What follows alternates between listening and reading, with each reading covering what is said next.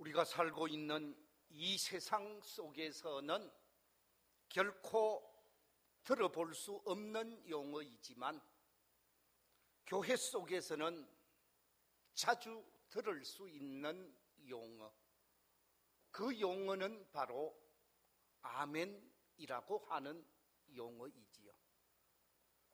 세상 속에서, 세상 밖에서는 쉽게 아멘이라고 하는 소리를 들을 수가 없습니다. 그러나 은혜로운 교회, 성령 충만한 교회, 말씀 충만한 교회 속에서는 이 아멘이라고 하는 말을 아주 자주 들어볼 수가 있습니다. 아멘은 우리 그리스도인들만이 사용하는 가장 고상한 언어요, 축복의 언어이면서 천국 백성들의 방언이라고 말을 할 수가 있습니다. 아멘은 은혜 받은 자의 자기 표현이며 응답이지요. 저는 오늘 말씀의 제목을 아멘하여 하나님께 영광을 이라고 하는 주제를 가지고 말씀의 은혜를 나누고자 합니다. 교회 공동체라고 하는 이 교회 공동체는 어떤 공동체일까? 바로 교회는 아멘 공동체요, 아멘하는 사람들이 모인 곳이며 아멘의 사람을 만들어내는 곳, 아멘의 사람을 양육하는 곳이 바로 교회인 줄로 믿습니다. 교회는 하나님의 말씀을 받으면서 아멘으로 화답하고 하나님께 기도하면서 아멘으로 응답하고 하나님께 찬양하면서 아멘으로 영광을 돌리는 공동체입니다. 교회 속에 아멘이 없다고 하면 그 교회는 생명력을 잃어버린 교회라고 말할 수 있습니다. 아멘이 넘치는 교회, 아멘으로 충만한 교회가 은혜로운 교회요, 아름다운 교회요, 하나님의 거룩한 역사가 나타나는 교회인 줄로 믿습니다. 저를 한번 따라해 주시면 감사하겠습니다. 아멘하여 하나님께 영광을 돌리자. 아멘하는 성도, 아멘하는 교회가 되자. 할렐루야. 그렇습니다. 우리 교회는 아멘이 차고 넘치는 교회가 되어져야 하는 줄로 믿습니다. 오늘 본문 20절에 보면 이렇게 기록하고 있습니다. 하나님의 약속은 얼마든지 그리스도 안에서 예가 되니 그런즉 그로 말미암아 우리가 아멘하여 하나님께 영광을 돌리게 되느니라 그랬습니다. 하나님께 아멘으로 영광을 돌리는 공동체가 바로 교회 공동체라는 말씀입니다. 그렇다고 하면 우리가 왜 아멘을 해야 하는가? 왜 아멘으로 하나님께 영광을 돌려야 하는가? 그 이유가 무엇이겠습니까? 하나님의 말씀인 성경 속에서 왜 아멘하면서 영광을 돌리게 하는가? 저는 세 가지 측면에서 그 이유를 살펴보며 은혜를 나누고자 합니다. 제일 먼저 아멘해야 하는 이유가 뭐냐? 그것은 다름이 아니라 아멘은 우리 그리스도인의 신앙 고백이기 때문에 아멘하는 신앙이 되어져야 한다는 것입니다. 아멘은 저와 여러분의 믿음의 고백인 줄로 믿습니다. 아멘은 하나님을 믿는 믿음의 사람들이 고백하는 고백이라는 말씀입니다. 하나님께서는 고백하는 믿음, 응답하는 신앙을 아주 귀하게 여기시는 하나님이십니다. 고백하는 믿음의 사람, 아멘으로 응답하는 사람에게 하나님께서는 놀라운 은혜를 주시는 것을 우리가 말씀을 통해서 확인할 수가 있습니다. 창세기 15장에 보면 믿음의 조상이 되어진 아브라함이 하나님의 음성을 듣게 되어집니다. 하나님의 음성을 듣게 되어지는 이 아브라함이 하나님의 음성을 듣고 난 다음에 그 음성에 응답하면서 하나님을 향하여 이렇게 고백을 하고 있습니다. 창세기 15장 2절과 3절에 이렇게 말씀하고 있습니다. 아브라함이 이르되 주 여호와여 무엇을 내게 주시려 하나이까? 나는 자식이 없사오니 나의 상속자는 이 다메섹 사람 엘리에셀이니이다. 아브라함이 또 이르되 주께서 내게 씨를 주지 아니하셨으니 내 집에서 길린 자가 내 상속자가 될 것이니이다. 하나님이 아브라함에게 함께 하심을 말씀하셨을 때 하나님이 제게 상속자를 주시지 않았지 않습니까? 하나님께서 제게 아들을 주시지 않았지 않습니까? 그래서 제가 기르고 제가 도와주어서 저와 함께 하고 있는 이 엘리에셀을 저의 상속자로 삼고자 합니다. 응답을 했을 때 하나님께서 아브라함에게 뭐라고 얘기를 합니까? 아니야, 그 사람은 네 상속자가 될 수 없어. 내가 네게 네 몸을 통해서 낳은 사람을 네 상속자로 줄 거야. 그러면서 아브라함을 집안에서 이끌어내어서 집 밖으로 가게 되었습니다. 집 밖에 나갔더니 하늘에 많은 별들이 떠 있는 거예요.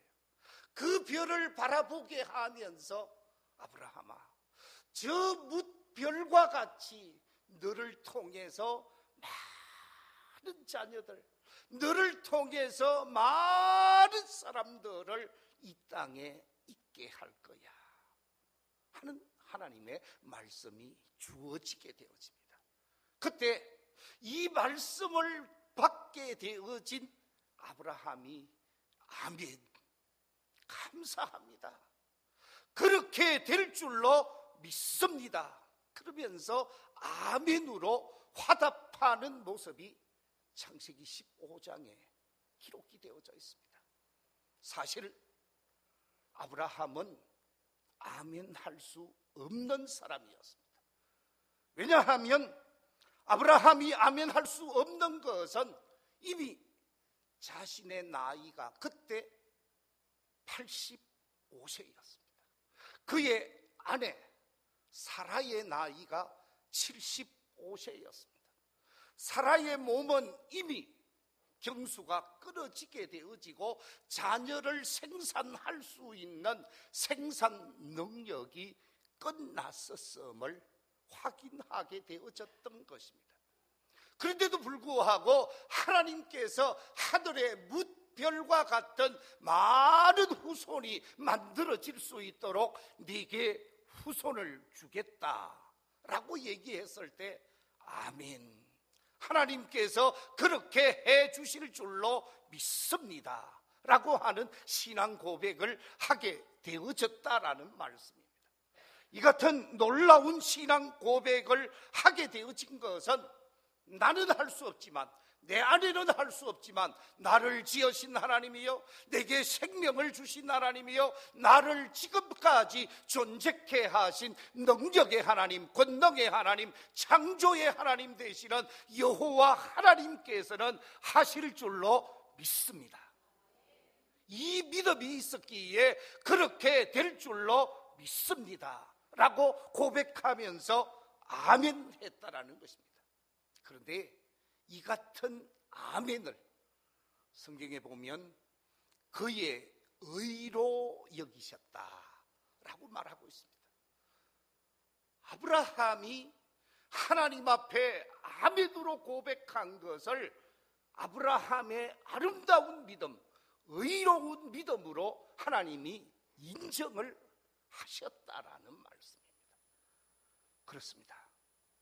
우리가 아멘하는 신앙이 되어질 때, 아멘으로 고백하게 되어질 때 우리의 신앙은 하나님의 놀라운 은혜를 경험하게 되어지는 줄로 믿습니다. 마태복음 9장에 보면 예수님께서 죽어있는 사람 야이로의 딸을 살리는 놀라운 역사가 나타나게 되어집니다. 죽어있었던 소녀를 살리게 되어지니까 그 소문은 천리를 갈 수밖에 없었습니다. 온 세상 속에 예수님은 죽은 사람을 살리는 대단한 분으로 소문이 나게 되어지자 앞을 보지 못하는 2명의 소경이 예수님을 따라다니기 시작합니다. 예수님을 계속해서 뒤따르면서 자신들의 눈을 뜨게 해달라고 간청하기를 시작합니다.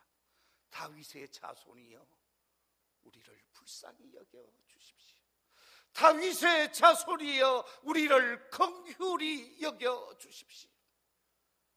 우리 보지 못하는 이 문제를 해결해 주십시오 하는 마음으로 예수님을 쫓아다니면서 긍휼히 여겨달라고, 불쌍히 여겨달라고 간청하게 되어집니다. 그때 예수님께서 그 2 소경에게 이렇게 질문을 합니다. 내가 능히 너희들의 눈을 뜨게 할 줄로 믿느냐? 내가 능히 너희들의 문제를 해결할 줄로 믿느냐? 질문했을 때 이 2 소경이 그 말이 떨어지자마자 응답하기를 예 주님, 주님은 능히 하실 줄로 믿습니다. 아멘으로 화답하는 역사가 나타나게 되어집니다. 아멘으로 응답하고 아멘으로 신앙을 고백하게 되어지니까 예수님이 하시는 말씀이 내 믿음대로 되리라 라고 말하십니다. 그렇습니다. 너희 믿음대로 되라고 하는 그 말씀과 함께 그들의 눈은 밝게 되어지고 밝은 눈으로 예수님을 따르게 되어지는 놀라운 역사가 나타나게 되어집니다. 그렇습니다. 우리가 주님 앞에 나타내야 할 아름다운 신앙이 있다고 하면 바로 아멘하는 신앙이라는 말씀. 아멘으로 신앙을 고백하게 되어질 때 그 믿음의 고백은 놀라운 은혜가 체험되어지고 놀라운 축복을 가져오게 한다라는 말씀입니다. 바라옵기는 아멘하는 신앙, 아멘으로 확신하는 신앙인들이 되시기를 우리 주님의 이름으로 축원합니다. 여러분들이 아멘함으로 말미암아 하나님을 감동시킬 수 있는 믿음의 고백자들이 되시기를 우리 주님의 이름으로 축원합니다. 2번째, 왜 우리가 아멘해야 하는가? 우리가 아멘해야 하는 이유는, 아멘은 진실된 삶의 약속이요 다짐이기 때문에 아멘해야 한다는 것입니다. 아멘하는 신앙은 제가 그렇게 살겠습니다, 제가 진실되게 살겠습니다, 제가 아멘한 대로 삶을 살겠습니다라고 하는 자기 고백이요 다짐이라는 말씀입니다. 우리는 하나님의 말씀을 받으면서 그 말씀대로 살고자 하는 진실된 고백이 우리 속에 있어야 함을 말씀하는 것입니다. 저명한 성공학자 커밍워크라고 하는 유명한 교수가 있습니다. 이 커밍 워커 교수는 우리 인생에 있어서 성공 요인을 4가지로 정리를 해서 발표한 논문이 있습니다.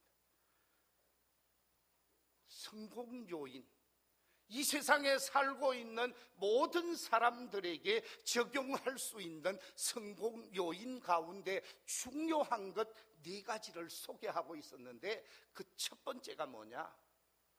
우리가 성공하려고 하면 지능이 있어야 한다라고 강조했습니다. 지능이 있어야 한다라고 하는 말은 좋은 머리를 타고나야 한다라는 거죠. 그래서 좋은 머리를 가지고 삶을 살아가는 사람은 좋지 못한 두뇌를 가진 사람보다 성공할 확률이 훨씬 더 높다라는 거예요. 두 번째, 워커 교수는 말하기를 인간에게 있어서 아무리 좋은 머리를 가지고 있다 할지라도 공부하지 아니하면 안 된다. 지식이 없으면 안 된다. 그래서 두 번째 요인으로 지식을 강조하게 되어집니다. 그래서 지식이 있는 사람이 성공할 수가 있다고 말한 바가 있습니다. 세 번째 요인이 있습니다. 아무리 머리가 좋고 아무리 지식이 많다 할지라도 그 머리로, 그 지식으로 잘 활용할 수 있는 기술이 있어야 한다라고 말한 바가 있습니다. 그런데 지능이 뛰어나고 공부를 많이 해서 실력을 가지고 있고 또한 기술을 가지고 있다 할지라도 이것이 없으면 안 된다. 그러면서 성공 요인에 있어서 가장 중요한 것이 4번째로 표현한 것인데, 그것이 바로 아름다운 태도라라고 말을 한 바가 있습니다. 우리 인생을 살아가면서 성공하려고 하는 사람은 아름다운 태도, 멋진 삶의 태도가 우리에게 있어야 한다는 것입니다. 만약에 좋은 삶의 자세가 없다고 하면 성공할 확률이 떨어진다는 거죠. 좋은 머리를 가졌다 할지라도, 많은 공부를 했다 할지라도, 기술력을 가지고 있다 할지라도 태도가 잘못되어지면 결코 성공할 수 있는 사람은 아니다라는 것입니다. 실질적으로 있었던 사건 하나를 소개하겠습니다. 지금부터 수년 전에 우리 한국 사람으로 미국에 이민을 가서 이민 2세로 미국에서 생활하고 있었던 30대 젊은이가 있었습니다. 이 30대 젊은이가 미국에서 복권을 샀는데, 복권을 사고 나서 대박이 터진 거예요. 얼마짜리가 당첨되어졌는가? 1,800만 불짜리 복권이 당첨이 되었다고 합니다. 1,800 정도는 여러분 눈에 안 들어오죠? 그렇죠? 지금 1,800만 불이 여러분 얼마 되는지 잘 몰라요. 그런데 이 1,800만 불을 나누어서 주는데 한 달에 6만 불씩 20년을 지급해주는 복권이었습니다. 자, 한 달에 6만 불이라니까 얼마 정도 되는 것 같아요? 한 달에 7,200만 원입니다. 7,200만. 그래도 별로 안 놀라네. 여러분, 한 달에 7,200만 원을 20년 동안 받는 복권에 당첨이 되어진 거예요. 그러니까 인생 대박 난 거 아닙니까? 매달 7,200만 원을 주니까 그의 인생은 그야말로 시온의 대로가 쫙 열렸다, 그렇게 말할 수 있지 않겠어요? 그런데 이 사람이 이런 대박을 터뜨리고 난 다음에 그 돈을 받을 것을 생각하고 제일 먼저 한 것이 대궐 같은 집을 샀다고 합니다. 좋은 집을 샀고, 그리고 또 좋은 차를 샀다고 그래요. 그래서 그 대걸 같은 집에서 자기 친구들 초청하고 친구의 친구를 초청하면서 완전히 연회를 즐기고 향락을 즐기는 집으로 바꾸어 가게 되어졌습니다.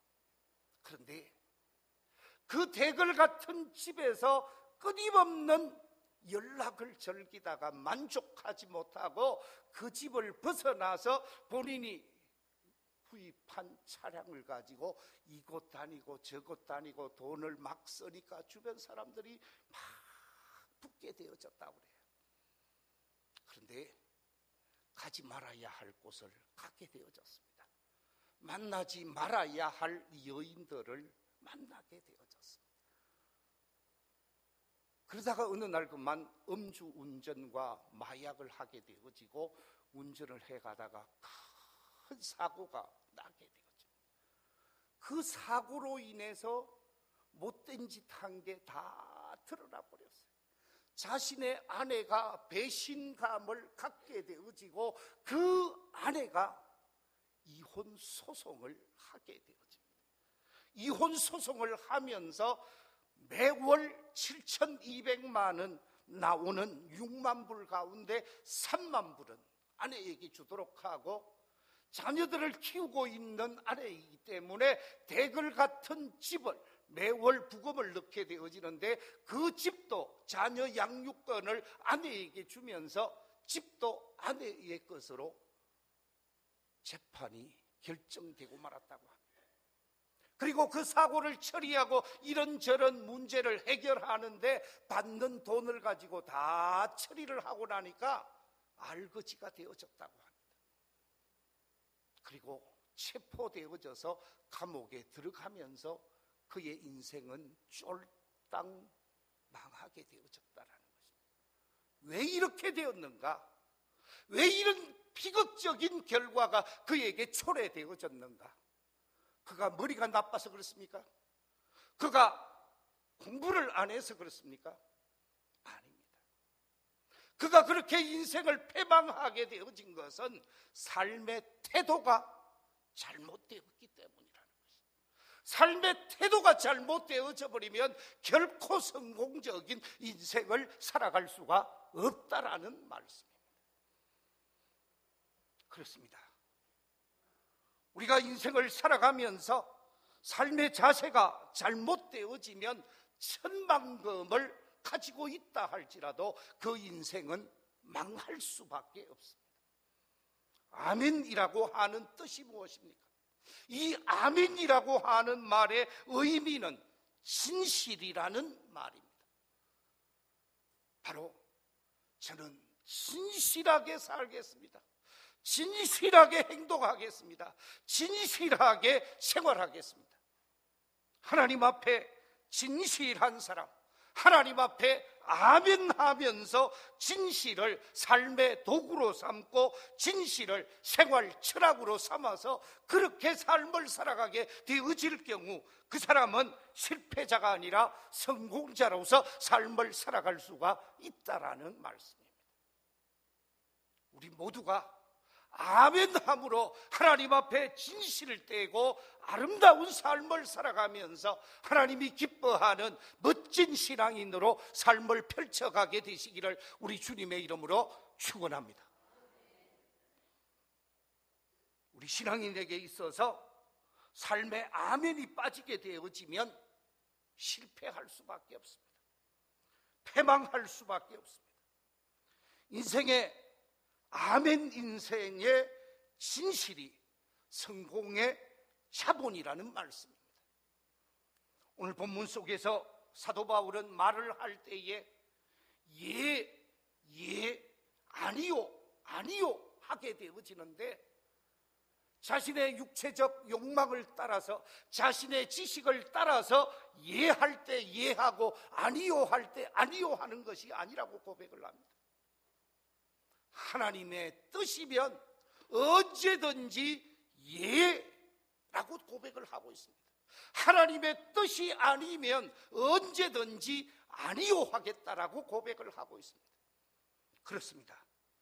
하나님의 미쁘신 뜻 앞에서 우리는 예하면서 아멘으로 고백하게 되어질 때에 그 인생이 복될 수 있고 그 인생이 형통할 수 있다라는 말씀입니다. 이 자리에 계신 우리 모든 믿음의 가족들이 진정 사도 바울과 같이 하나님 앞에서 아멘으로 화답하면서 진실한 믿음의 길, 진실한 삶의 길을 펼쳐가게 되어지면서 우리 하나님의 은총을 입는 복된 성도들이 되시기를 주님의 이름으로 축원합니다. 세 번째, 왜 우리가 아멘하여야 하는가? 그 이유는 다름이 아니라 아멘하는 것은 그 말에 긍정하는 모습이요 순종하는 자세이기 때문에 아멘해야 하는 거예요. 아멘할 때에 그 말이 맞습니다. 제가 그 말에 순종하겠습니다.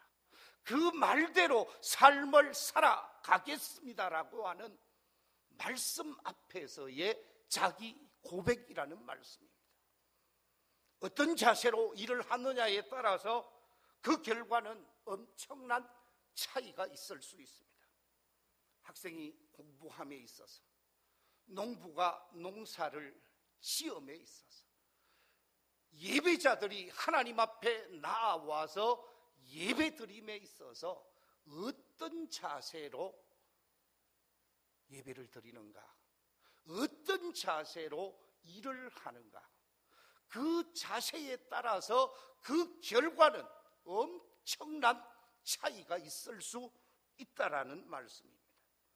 교회에 나와서 예배를 드리는 성도들의 마음 속에서 하나님 앞에 아멘으로 받아들이며 말씀을 받게 되어질 때 그의 예배는 하나님의 놀라운 은혜로 차고 넘치게 되어지는 줄로 믿습니다. 아멘으로 응답하게 되어질 때 그 사람에게는 하나님의 역사가 나타나게 되어집니다. 아멘으로 화답하며 드리는 사람, 말씀을 받을 때에도 아멘으로 받는 사람, 기도를 드릴 때에도 아멘으로 기도하는 사람이 그 기도와 그 예배와 그 찬양 속에 은혜를 받을 수 있다라는 말씀입니다. 미국의 대중연설가 하면 널리 알려져 있는 사람이 지커 지글러라고 하는 사람입니다. 이 지커 지글러라고 하는 사람은 성공한 사람 100명을 조사해서 발표한 바가 있습니다. 미국 사회 속에서 일반인과 달리 특별한 성공자로 인정을 받고 있는 사람 100명을 구체적으로 조사해서 그것을 논문으로 발표하게 되어졌는데 그 100명에게 똑같은 모습이 하나 있더라는 거예요. 그게 뭐냐? 성공한 사람들에게 나타나고 있는 공통점 가운데 중요한 공통점을 하나 발견했는데 그것은 다름이 아니라 타인의 장점을 발견하고 그 장점을 가지고 선용하려는 모습이 성공한 100명에게 다 있더라는 거예요. 자, 여러분 어떻습니까? 우리가 사람을 만나게 되어집니다. 사람을 만나면서 그 사람을 바라보는 데 있어서 장점을 보려고 합니까? 단점을 보려고 합니까? 주변에 있는 많은 사람들은 사람을 볼 때 항상 좋은 점, 장점을 보려고 하는 것이 아니라 단점을 보고 문제점을 보고 나쁜 점을 보려고 하는 그런 눈을 가진 분들이 많이 있습니다. 나 자신은 어떤가? 우리가 한번 생각해 보십시다. 나는 모든 사람들을 바라보고 사물을 바라봄에 있어서 긍정적인가 아니면 부정적인가, 수용적인가 아니면 배타적인가. 하나님의 말씀을 받으면서도 제가 그 말씀에 순종하겠습니다 그러면서 받아들이고자 하는가, 말씀은 말씀이고 나는 나라고 생각하는가. 나 자신을 한번 돌아보시기 바랍니다. 하나님께서는 우리를 향하여 바른 삶의 자세, 그리스도인으로서 아멘하는 삶을 가져야 한다고 했는데, 바로 이 아멘하는 삶의 모습은 긍정하는 모습이요 순종하는 자세라고 말씀을 드렸습니다. 여러분, 예수님의 생애를 한번 생각해 보십시오. 예수님의 생애는 하나님께서 하나님의 아들이신 예수님을 사람이 되게 하라고 했을 때, 육신의 몸을 입고 사람으로 오셨을 때에도 아멘 하면서 순종을 하게 되었습니다. 이 땅에 메시아로 오셔서 33년의 사역 속에서 공생의 3년이 덧붙여지고 있는데, 예수님의 모든 사역 속에서 모든 일에 아멘으로 응답하며 삶을 살게 되어집니다. 마지막, 누구도 가까이 하고 싶지 않는, 누구도 지고 싶지 않는 십자가 죽음을 예수님이 앞에 두고 겟세마네 동산에서 기도하면서 번민하게 되어지지요. 하나님의 뜻은 십자가를 지라고, 십자가를 져야 하는 것으로 사인이 오게 되어집니다. 그러나 인간적인 측면에서는 지고 싶지 않았습니다. 그때 예수님의 결단이 누가복음 22장 42절에 이렇게 기록되어 있습니다. 아버지여, 만일 아버지의 뜻이거든 이 잔을 내게서 옮기시옵소서. 그러나 내 원대로 맛이 없고 아버지의 원대로 되기를 원하나이다. 무슨 얘기입니까? 하나님의 뜻에 아멘으로 화답하신 분이 예수님이라는 말씀입니다. 아멘 하면서 십자가를 지셨습니다. 여호와 하나님의 뜻이기에 고통도 아멘으로 받았습니다. 아픔도 아멘으로 받았습니다. 멸시와 저주까지도 다 아멘으로 받아들이셨습니다.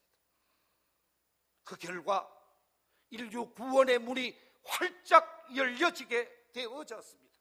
하늘 소망의 삶이 모든 믿음의 사람들에게 펼쳐지게 되어졌습니다. 그뿐만 아니라 예수님의 이름은 세상 모든 사람이 높이 받들 수밖에 없는 대단한 이름으로, 자랑스러운 이름으로, 영광스러운 이름으로 예수님의 이름은 높임받게 되어졌습니다. 아멘한 결과 나타난 아름다운 결과입니다. 사도 바울을 여러분 한번 생각해 보십시오. 사도 바울의 인생도 아멘의 생을 사신 분이요 아멘으로 응답하신 분입니다.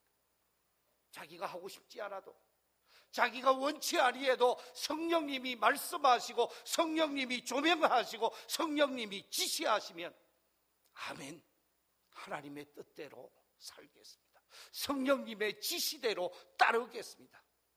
나는 이 일을 하고 싶고, 나는 여기서 사역하고 싶지만, 나는 소아시아 지역에서 사역하고 싶지만 성령님이 구라파로 가라고 하니까, 마게도냐로 가라고 하니까 가겠습니다. 그러면서 아멘하며 사역을 펼쳐간 결과 빌립보 교회가 세워지게 되어지고, 데살로니가 교회가 세워지게 되어지고, 고린도 교회가 세워지게 되어지면서 구라파의 기독교 문화가 창궐케 되어지는 놀라운 역사가 나타나게 되어졌죠. 바로 바울이 아멘하며 순종한 결과라는 말씀입니다. 그렇습니다. 아멘하는 사람을 통하여 기독교 역사는 쓰여지게 되어지고, 아멘하는 사람을 통하여 하나님의 거룩한 역사는 이어지게 되어집니다. 우리 교회에 출석하고 계시는 모든 믿음의 가족들, 여러분들이 하나님 앞에서 아멘으로 영광을 돌리는 복 있는 삶이 되시기를 우리 주님의 이름으로 축원합니다. 여러분이 아멘으로 화답할 때에 여러분의 인생이 복될 것이고, 여러분이 아멘으로 화답할 때에 우리 교회가 자랑스러운 교회로 하나님의 거룩한 역사를 이루어가는 교회가 되어질 줄로 믿습니다. 아멘으로 하나님께 영광을 돌리며 하나님의 거룩한 역사를 펼쳐가는 저와 우리 모든 성도님들이 되시기를 주님의 이름으로 축원합니다. 기도하겠습니다. 하나님 아버지,